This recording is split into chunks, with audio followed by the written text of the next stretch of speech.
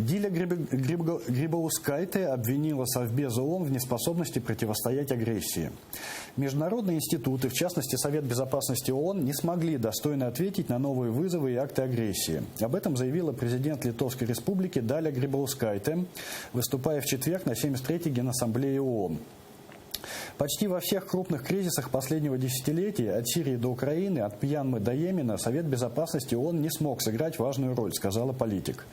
Организации, призванные уничтожать оружие массового уничтожения, беззубы против диктаторов, которые разрабатывают ядерное оружие и применяют химическое оружие против гражданских лиц, продолжила она. Президент Литвы напомнила, что, чтобы предотвратить повторение войны, были созданы многосторонние институты, чтобы они охраняли политическую независимость и территориальную целостность. Однако, когда мир столкнулся с таким кризисом, эти институты оказались неспособными действовать и оставались бессильными сторонними наблюдателями. Хотелось бы верить, что наши многосторонние институты, включая ООН, достаточно сильны, чтобы противостоять агрессии и неуважению к международному праву, сказала она, добавив, что иногда реальность совсем другая. Политик отметила, что мир стал более хрупким, институты рушатся вместо того, чтобы защищать от силы и экономических потрясений. Вот я чем больше наблюдаю за Далей Грибаускайте, тем больше я прям в нее влюбляюсь, потому что это один из немногих политиков, которые действительно понимают, что происходит, у которых кристальное понимание происходящего и которые называют вещи своими именами. Потому что действительно международные институты перестали справляться. И у меня такое ощущение, что у них даже и желания противостоять агрессору опять нет. Они все ждут, пока все само утихомирится. Не утихомирится. Ни в 1938-м, ни в 1939-м не утихомирилось. Ни сейчас не утихомирится, потому что они сами по себе никогда не утихомириваются. Их надо утихомиривать. И замечательно, что это было сказано с трибуны ООН.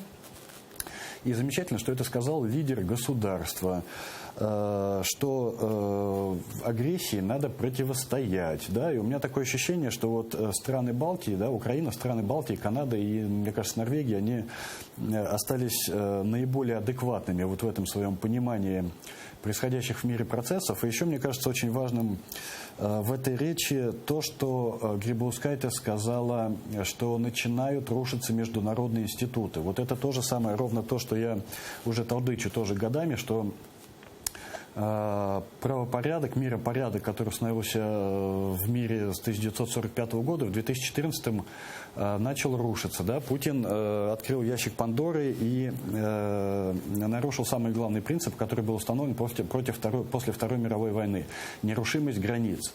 А практика показывает, что системы мироустройства, они не могут меняться. Они либо восстанавливают, да, статус-кво, либо они разрушаются. Вот для того, чтобы восстановить статус-кво, Крым должен быть возвращен Украине. Пока, к сожалению, движения в этом направлении не видно. Поэтому из двух вариантов, мне кажется, остается один, что этот миропорядок будет разрушаться, и на его место придет какой-то другой. Как он придет и какой другой придет, это сейчас уже предсказать никто не может, но турбулентность будет однозначно. От этого, мне кажется, уже никуда не деться, к сожалению.